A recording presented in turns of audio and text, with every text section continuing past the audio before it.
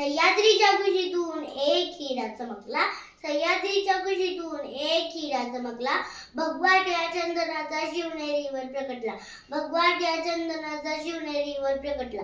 हातात घेऊन तलवार शत्रूवर गरजला, हातात घेऊन तलवार शत्रूवर गरजला. महाराष्ट्रात असा एक शिवाजी राजा होऊन गेला, महाराष्ट्रात असा एक शिवाजी राजा होऊन गेला.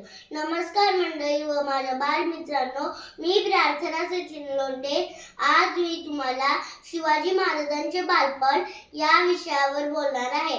शिवाजी महाराजांचा जन्म 19 फेब्रुवारी 1630 रोजी शिवनेरी गडावर झाला. त्यांच्या वडिलांचे नाव शहाजीराजे भोसले होते आणि आईचे नाव जिजाबाई होते.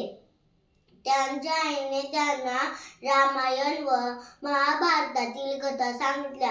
त्यामुळे त्यांच्यात धाडस, न्याय व स्वराज्याची भावना निर्माण झाली. शिवाजी महाराजांना तलवारबाजी, घोडेस्वारी आणि डोंगर दऱ्यात खेळायला खूप आवडायचे.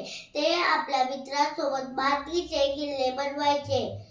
जिजाऊंनी शिवाजी महाराजांना स्वतःचे स्वतंत्र राज्य असावे असे स्वप्न दाखवले. आपल्या भावासमोर शिवाजी महाराजांनी हिंदवी स्वराज्य स्थापनेची शपथ घेतली. तोरणा किल्ला जिंकला. त्यावेळी राजा केवळ 16 वर्षाचे होते.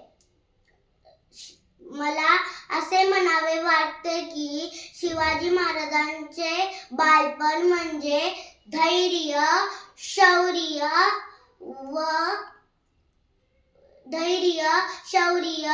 आणि संस्कार याचे उत्तम उदाहरण आहे. शेवटी मला असे म्हणावे वाटते की ताठ होतील माना, उंच होतील नजरा, या रयतेच्या राजाला मानाचा मुजरा.